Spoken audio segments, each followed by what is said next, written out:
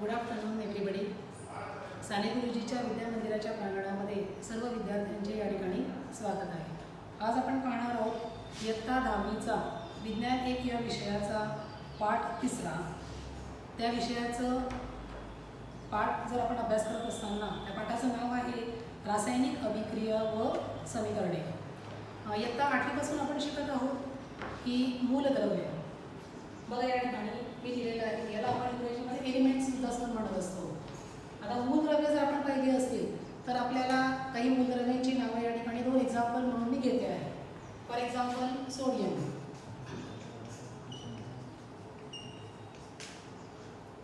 Magnesium,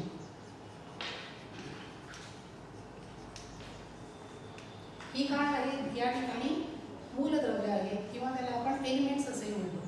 आता या मूलद्रव्यांचे आपण सिम्बॉल फॉर्ममध्ये घेत असताना त्याचे फर्स्ट लेटर किंवा त्याचं सेकंड लेटर किंवा एखादं दुसरं जे आहे ते लेटर आपण या ठिकाणी इन्क्लूड करत असतो. फॉर एक्झाम्पल या ठिकाणी सोडियम, याचा सिम्बॉल आहे Na.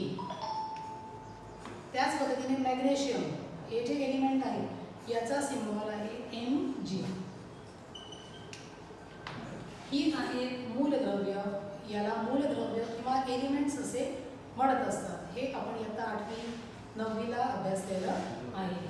आता बघा या ठिकाणी आपण पाहणार आहोत कंपाऊंड्स किंवा त्याला मराठीमध्ये आपण संयुगे असे म्हणत असतो. तर आता संयुगे कशी तयार होत असतात? जेव्हा 2 मूलद्रव्यांमध्ये रासायनिक अभिक्रिया होत असते, केमिकल इक्वेशन होत असते आणि त्यांची रासायनिक अभिक्रिया झाल्यानंतर जो न्यू सबस्टन्स किंवा एखादा नवीन पदार्थ या ठिकाणी तयार होत असतो, त्या पदार्थाला या ठिकाणी आपण संयुग किंवा कंपाऊंड असे म्हणत असतो. फॉर एक्झाम्पल जर आपण पाहिलं तर इयत्ता 9वीला किंवा 8वीला आपण एक केमिकल रिॲक्शन शिकलेलो आहोत, ती म्हणजे मॅग्नेशियम रिबन. आता केमिकल रिॲक्शन लिहित असताना ही केमिकल रिॲक्शन लिहितो आपण, त्यावेळेला त्याच्या सिम्बॉल्सचा या ठिकाणी आपण उपयोग करत असतो. आपण त्याचं नाव जे आहे ते न लिहिता केमिकल रिॲक्शन लिहित असताना फक्त त्याचे सिम्बॉल्स या ठिकाणी आपल्याला लिहावे लागतात आणि त्या स्वरूपामध्ये आपल्याला केमिकल रिॲक्शन ही दाखवायची असते. फॉर एक्झाम्पल आपण या ठिकाणी मॅग्नेशियम रिबन याचं हवेमध्ये ज्वलन ज्या वेळेला करत असतो, हवेमध्ये असणारा ऑक्सिजन वायू, या ऑक्सिजन वायूबरोबर या ठिकाणी मॅग्नेशियम रिबनची या ठिकाणी अभिक्रिया होत असते आणि त्यांच्या अभिक्रिया झाल्यानंतर एक नवीन पदार्थ जो या ठिकाणी तयार होत असतो तो म्हणजे या ठिकाणी मॅग्नेशियम ऑक्साईड. बघा Mg+O2 हवेतील ऑक्सिजन MgO. आता बघा या ठिकाणी ही केमिकल रिॲक्शन जी आहे ही आपल्याला बॅलन्स करावी लागते. हे पुढे आपण पाठामध्ये शिकणार आहोत. आता ही बघा या ठिकाणी केमिकल रिॲक्शन बॅलन्स करणं म्हणजे काय? या इथे मॅग्नेशियमचे किती अणू आहेत, ऑक्सिजनचे किती अणू आहेत, हा जो नवीन पदार्थ तयार झालेला आहे मॅग्नेशियम ऑक्साईड, यामध्ये किती अणू आहेत हे आपल्याला समजणं फार आवश्यक आहे. आता बघा या ठिकाणी ऑक्सिजनचे 2 अणू आहेत आणि उजव्या बाजूला जर तुम्ही पाहिलं तर ऑक्सिजनचे या ठिकाणी एकच अणू तुम्हाला दिसतोय. तर आपल्याला काय करावं लागतं? ही रासायनिक अभिक्रिया संतुलित करावी लागते. संतुलित करणं म्हणजे काय? या ठिकाणी पारडं हे दोन्ही बाजूला कसं झालं पाहिजे? बॅलन्स झालं पाहिजे. आता इथे मॅग्नेशियमचे फक्त एकच अणू तुम्हाला दिसतो आहे, मग आपल्याला काय करावं लागेल? 2 Mg+O2 आणि या ठिकाणी आपल्याला म्हणजे काय झालं तर मॅग्नेशियमचे 2 अणू आणि ऑक्सिजनचे 2 अणू असं आपण इथे न लिहिता आपल्याला काय करावं लागेल? इथे लिहावं लागेल, त्याच्या अलीकडे लिहावं लागेल. आता या ठिकाणी आपण जर पाहिलं तर ही रासायनिक अभिक्रिया संतुलित झालेली आहे. म्हणजे डाव्या बाजूला मॅग्नेशियमचे जितके अणू आहेत, ऑक्सिजनचे किती अणू आहेत, तेवढेच अणू या ठिकाणी उजव्या बाजूला देखील आहेत किंवा नाही हे आपल्याला या ठिकाणी आता कन्फर्म झालेलं आहे. म्हणजे अशा प्रकारची ही जी अभिक्रिया आहे ही काय आहे? या ठिकाणी संतुलित रासायनिक अभिक्रिया आहे. हे पुढे आपण शिकणार आहोत हळूहळू पाठामध्ये. बघा एक एक्झाम्पल तुम्हाला दिलं मी. आता MgO याच्यामध्ये आपल्याला काय अभ्यासाचं आहे तर MgO म्हणजे काय? Magnesium oxide. हे काय आहे? संयुग आहे किंवा आपण त्याला काय म्हणतो? कंपाऊंड म्हणतो. अजून एक साधं उदाहरण आपण घेऊया, ते म्हणजे आपल्या जेवणामध्ये जे आवश्यक घटक आहे ज्याच्याशिवाय अन्नाला चव येत नाही, ते म्हणजे तुम्हाला माहिती आहे का? तर मीठ असतं. हे आपल्या अन्नामधील एक आवश्यक घटक आहे. Sodium chloride NaCl. Sodium chloride हे सुद्धा काय आहे? कंपाऊंड आहे, है ना. म्हणजे तुम्हाला आता फरक समजलेला आहे तो कशातला? एलिमेंट्स आणि कंपाऊंड्समध्ये. Elements sodium, magnesium, chlorine etcetera etcetera. कंपाऊंड्सची उदाहरणं जर तुम्ही पाहिली तर magnesium oxide, sodium chloride, calcium hydroxide अशी अनेक उदाहरणं आहेत. पुढे पुढे तुम्ही या ठिकाणी अभ्यासामध्ये ज्या वेळेला शिकाल त्यावेळेला तुम्हाला तो पुढे येणार आहे. आता आपण पाहूया मूलद्रव्यांच्या रासायनिक संयोगाने संयोग कसे तयार होतात हे आपण आता एक एक्झाम्पल म्हणून या ठिकाणी पाहिलेलं आहे.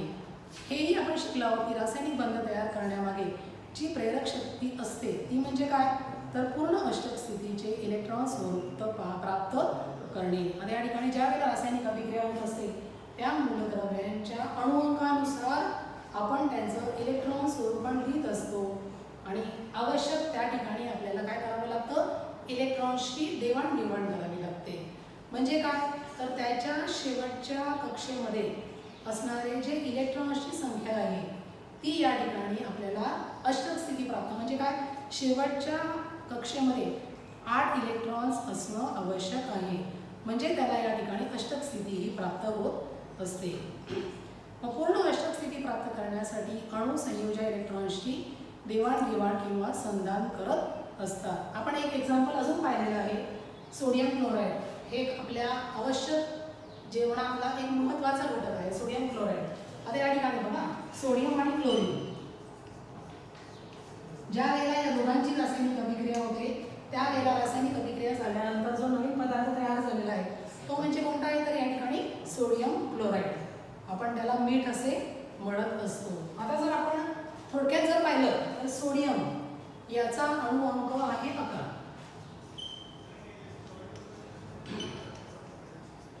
अणु अंक त्याला आपण Z ने डिनोट करत असतो तो 11 आहे. हा बघा आता या ठिकाणी याचं इलेक्ट्रॉन स्वरूपण आपल्याला लिहायचं असेल तर आपण कसं लिहितो? बघा 2 8 1.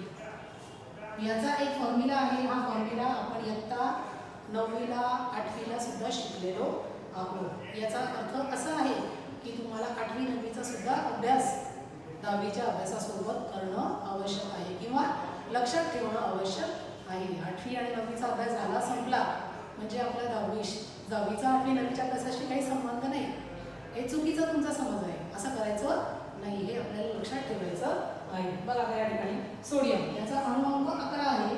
त्याचं इलेक्ट्रॉन स्वरूपण 2 8 1 असं आहे. आता बघा याची कोणाबरोबर अभिक्रिया होते? क्लोरीन बरोबर अभिक्रिया होते. आता क्लोरीनचा अणु अंक आहे Z = 70. अणु अंक आपण Z या अल्फाबेटने डिनोट करत असतो किंवा दाखवत असतो. 17. आता याचं इलेक्ट्रॉन स्वरूपण कसं आहे? 2 8 7. आता बघा या ठिकाणी आपण जर पाहिलं अष्टक स्थिती प्राप्त करणे म्हणजे काय? याचा अर्थ सोडियम याच्या इलेक्ट्रॉन स्वरूपण जर आपण पाहिलं 2 8 1 असं आहे आणि क्लोरीनचं 2 8 7 असं या ठिकाणी इलेक्ट्रॉन स्वरूपण आहे. आता याला अष्टक स्थिती प्राप्त करण्यासाठी इलेक्ट्रॉन शेअरिंग करावं लागतं. म्हणजे काय करावं लागतं? तर या ठिकाणी इलेक्ट्रॉन्सची देवाणघेवाण करावी लागते. आता बघा या सोडियमच्या बाह्यतम कक्षेमध्ये किती इलेक्ट्रॉन्स आहे? तर 1 इलेक्ट्रॉन आहे. आणि क्लोरीनच्या बाह्यतम कक्षेमध्ये किती इलेक्ट्रॉन्स आहे? 7 इलेक्ट्रॉन्स आहे. म्हणजे या ठिकाणी सोडियमने जर 1 इलेक्ट्रॉन हा क्लोरीनला दिला या ठिकाणी तर याच्या बाह्यतम कक्षेमध्ये किती इलेक्ट्रॉन्स राहणार आहे? 8 इलेक्ट्रॉन्स राहणार आहे. म्हणजेच काय? याचा अर्थ की याला अष्टक स्थिती या ठिकाणी प्राप्त होणार आहे. आता बघा या ठिकाणी ज्या वेळेला सोडियमने 1 इलेक्ट्रॉन क्लोरीनला दिला त्यावेळेला त्याचं इलेक्ट्रॉन स्वरूपण काय राहणार आहे? ते 2 8 असे राहणार आहे. आता क्लोरीनला 1 इलेक्ट्रॉन दिल्यानंतर याच्या बाह्यतम कक्षेमध्ये आता किती इलेक्ट्रॉन होणार आहे? एका इलेक्ट्रॉनची या ठिकाणी वाढ होणार आहे. म्हणजे किती झाले? 2 8 7 + 1 म्हणजे 8 झाला. आता जर तुम्ही पाहिलं तुमचं असं लक्षात येईल की सोडियमच्या बाह्यतम कक्षेमध्ये 8 इलेक्ट्रॉन्स आहेत तसेच क्लोरीनच्या देखील बाह्यतम कक्षेमध्ये 8 इलेक्ट्रॉन्स आहे. म्हणजे दोघांना या ठिकाणी अष्टक स्थिती प्राप्त झालेली आहे. म्हणजे अशा प्रकारे ही रासायनिक अभिक्रिया या ठिकाणी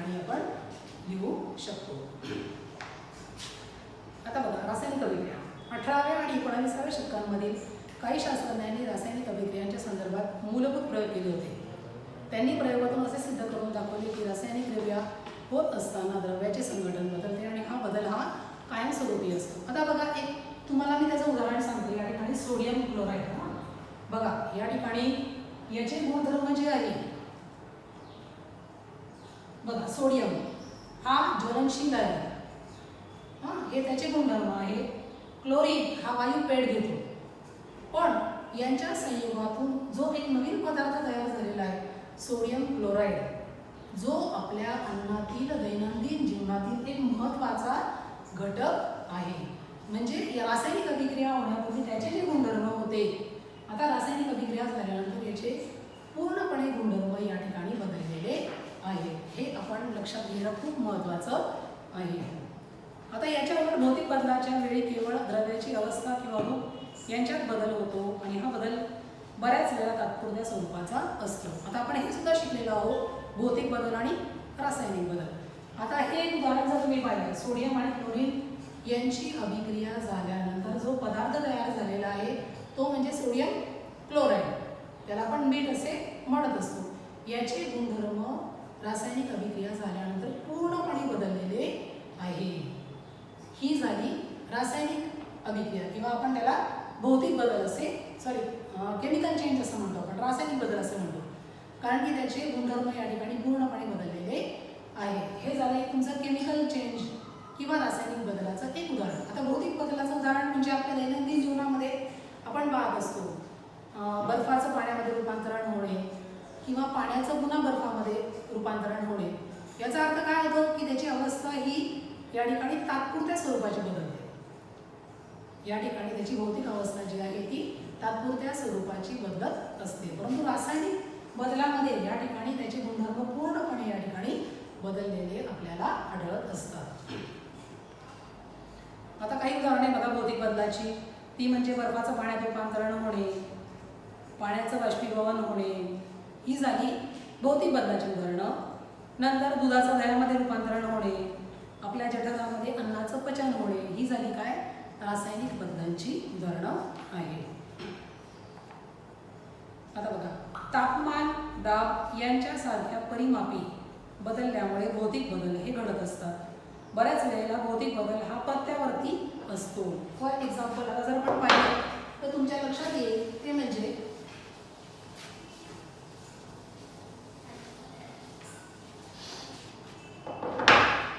आता बघा बर्फ,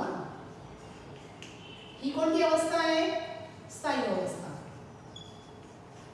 सॉलिड स्टेट. याला उष्णता दिली तुम्ही. बर्फाचं रूपांतरण कशात झालेलं आहे? पाणी. ही कोणती अवस्था आहे? द्रव अवस्था, लिक्विड स्टेट.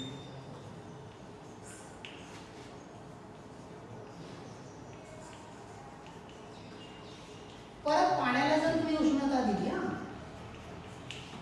तर काय होणार आहे? याचं रूपांतरण वाफेत होणार आहे. ही कोणती अवस्था आहे? वायू अवस्था, गॅशियस स्टेट. Gaseous state. आता ही अभिक्रिया जी आहे ही रिव्हर्सिबल सुद्धा आहे.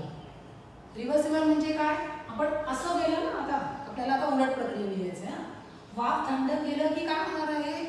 त्याचं पुन्हा पाण्यात रूपांतरण होणार आहे. परत पाणी थंड केल्यानंतर त्याचं रूपांतरण कशात होणार आहे? बर्फामध्ये होणार आहे. याला काय म्हणतात मग? Reversible reaction. म्हणजेच काय तर प्रत्यावर्ती असते.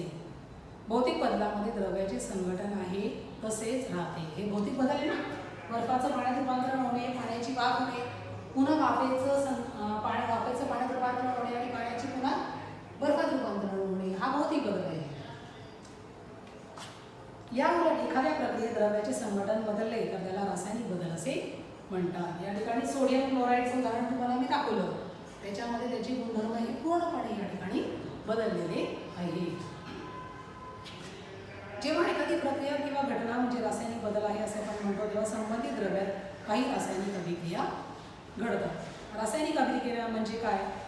अशी प्रक्रिया असते की जी घडताना काही पदार्थांमधील रासायनिक बंधाचे विभाजन होऊन नवीन रासायनिक बंध तयार होतात आणि त्या पदार्थांचे रूपांतरण नवीन पदार्थामध्ये होत असते. हे तुम्हाला मी जस्ट आता सांगितलेलं आहे. नवीन पदार्थ या ठिकाणी तयार होत असतो. आता ही एक आपण केमिकल रिएक्शन पाहिली बघा इथे. मी तुम्हाला सांगितलं मॅग्नेशियम प्लस ऑक्सिजन Mg+O2 आपल्याला काय मिळतं MgO. आपण ही केमिकल रिएक्शन बॅलन्स करतो आहोत. आता ही झाली तुमची रासायनिक अभिक्रिया, संतुलित रासायनिक अभिक्रिया. आता बघा आपण पाहणार आहोत. आता बघा याला आपण गणितामध्ये शिकलेलो आहोत, left hand side and right hand side है ना, शिकलेलं की नाही. त्याला आपण कसं दाखवतो LHS. LHS म्हणजे काय, डावी बाजू. RHS म्हणजे काय, उजवी बाजू.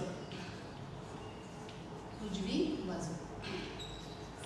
आता बघा हे जे आहे डाव्या बाजूला लिहिलेले हे काय आहे, रासायनिक अभिक्रियेमध्ये भाग घेणारे मूलद्रव्य आहे.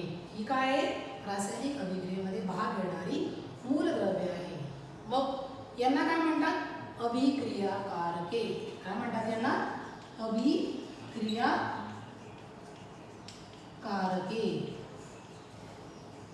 जे लेफ्ट साईडला आहेत ते, डाव्या बाजूला जे आहेत, जे रासायनिक अभिक्रियेमध्ये भाग घेतात त्यांना अभिक्रियाकारके असे म्हणतात.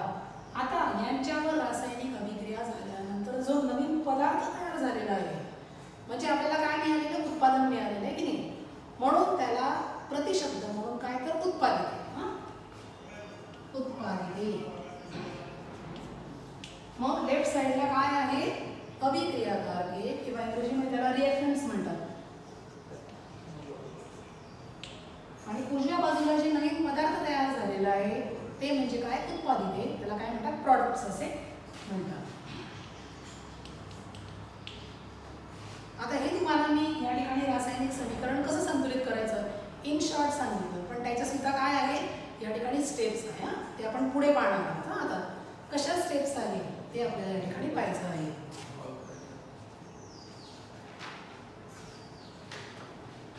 बघा, रासायनिक समीकरणे, केमिकल इक्वेशन्स. प्रथम एक आपण या ठिकाणी रासायनिक अभिक्रिया पाहूया.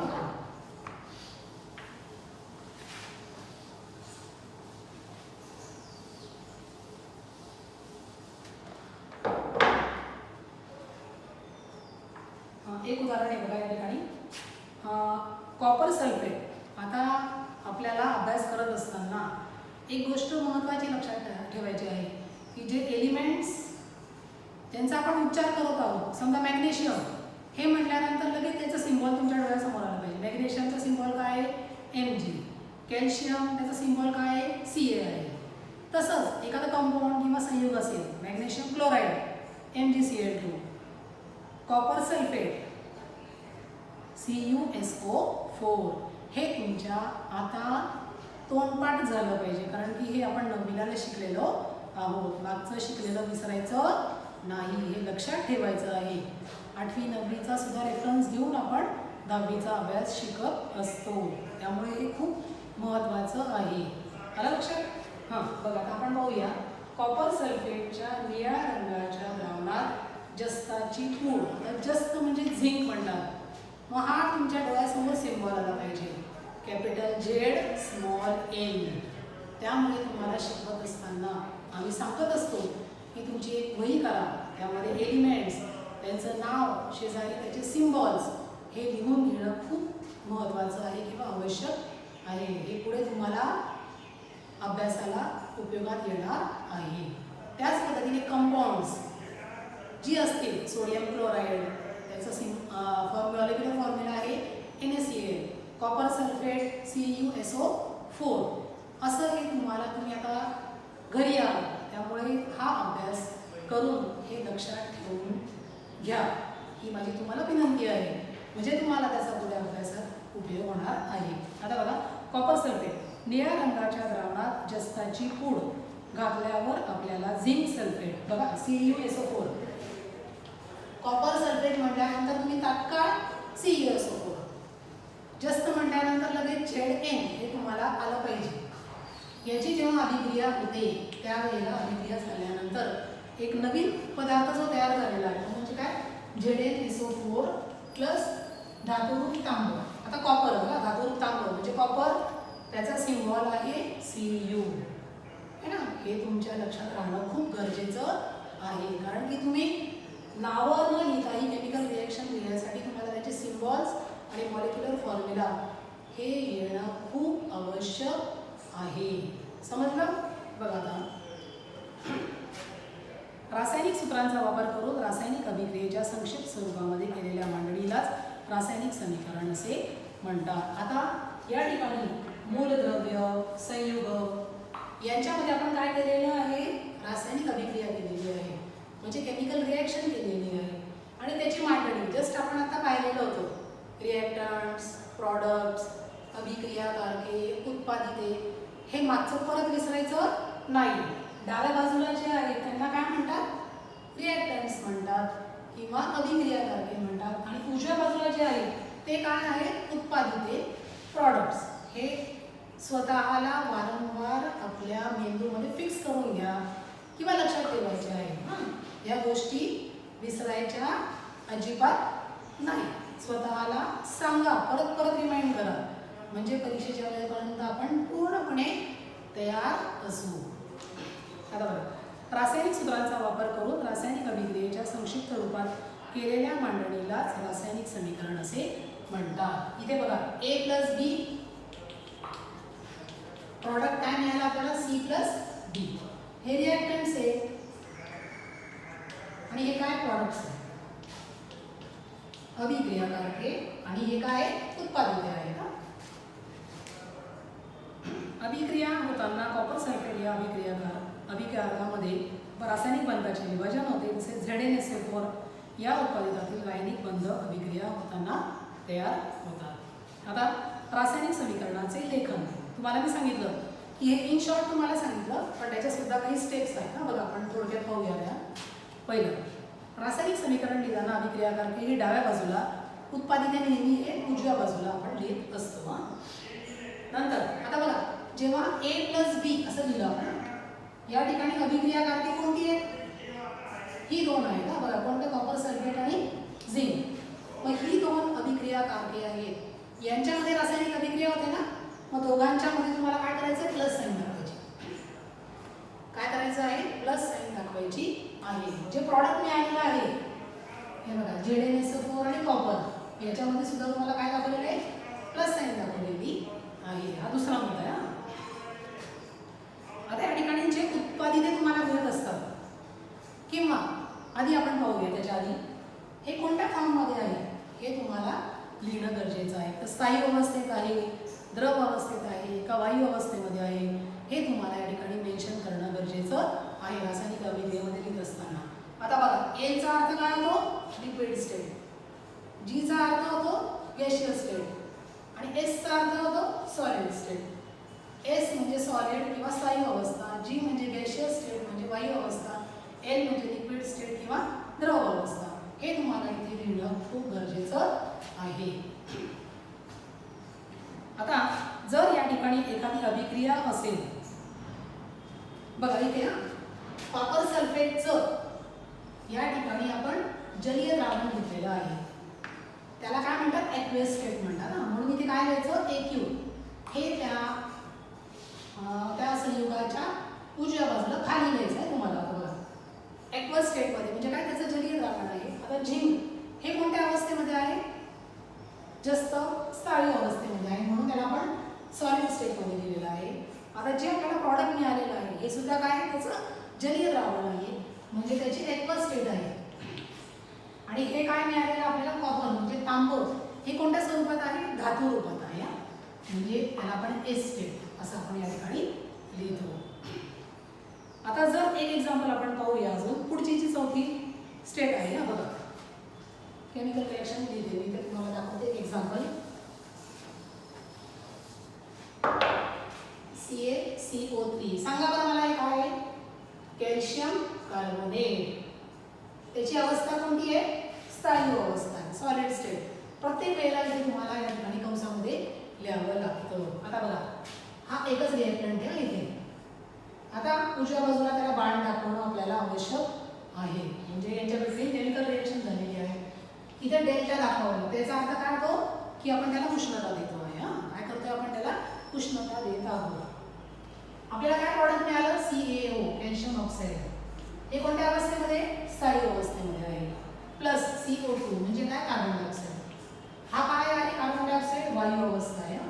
मग इथे काय करावं लागतं आपल्याला बाण दाखवायचा पण तो कोणत्या दिशेने वरच्या दिशेने. हा बाण दाखवायचा आहे तो वरच्या दिशेने. जेव्हा वायू अवस्था असेल तेव्हा बाण वरच्या दिशेने दाखवायचा आणि एखादा प्रेसिपिटेट असेल तर तो आपण बाण खालच्या दिशेने आपल्याला दाखवावा लागतो. काही अभिक्रिया घडून येण्यासाठी विशिष्ट तापमान विशिष्ट दाब उत्प्रेरक इत्यादी अटींची पूर्तता होणे आवश्यक असते. आता बघा उत्प्रेरक हा शब्द तुम्ही अभ्यासला आहे 9वीला. उत्प्रेरक म्हणजे काय कॅटलिस्ट. आता बघा या ठिकाणी एक साधी एक्झाम्पल इथे तुम्हाला वनस्पती तेल प्लस H2 म्हणजे हायड्रोजन गॅस. आता बघा या ठिकाणी ॲट 60 डिग्री सेल्सिअस Ni हा उत्प्रेरक. आपल्याला काय मिळतं वनस्पती तूप. त्याची अवस्था कोणती आहे स्थायू अवस्था आहे. बघा आता इथे या ठिकाणी डाव्या बाजूला असणारे रिएक्टंट्स आहे अभिक्रियाकारके आहे. उजव्या बाजूला असणारे प्रॉडक्ट्स आहे उत्पादित आहे. आता बघा मध्ये बाण दाखवतो म्हणजे काय दोघांमध्ये अभिक्रिया झाल्यानंतर उत्पादित आपल्याला उजव्या साईडला मिळतात आहे. इथे लिहिताना आपण बघा इथे काय लिहिलं आपण डेल्टा. याचा अर्थ काय करतो आपण इथे उष्णता देत आहोत हीट करत आहोत. दुसऱ्या रिएक्शनमध्ये पाहिलं ॲट 60 डिग्री सेल्सिअस म्हणजे 60 अंश सेल्सिअसला या ठिकाणी आपल्याला उष्णता देऊन निकेल हा उत्प्रेरक या ठिकाणी रासायनिक अभिक्रियेमध्ये भाग घेत नाही. तो फक्त काय करतो रासायनिक अभिक्रियेचा वेग वाढवण्यासाठी मदत करत असतो. ही कॅटलिस्टची किंवा उत्प्रेरकाची व्याख्या आहे. हे आपल्याला लक्षात ठेवायचे आहे कारण की आपल्याला पुढे 11वी 12वीला नेटची किंवा JEE एक्झामची तयारी करायची आहे ना. म्हणून आपल्याला हे शब्द माहिती असणं खूप आवश्यक आहे. कॅटलिस्ट म्हणजे काय तर तो रासायनिक अभिक्रियेमध्ये भाग घेत नाही फक्त रासायनिक अभिक्रियेचा वेग वाढवण्याचं कार्य या ठिकाणी करत असतो. थँक्यू. आपण आता थांबूया.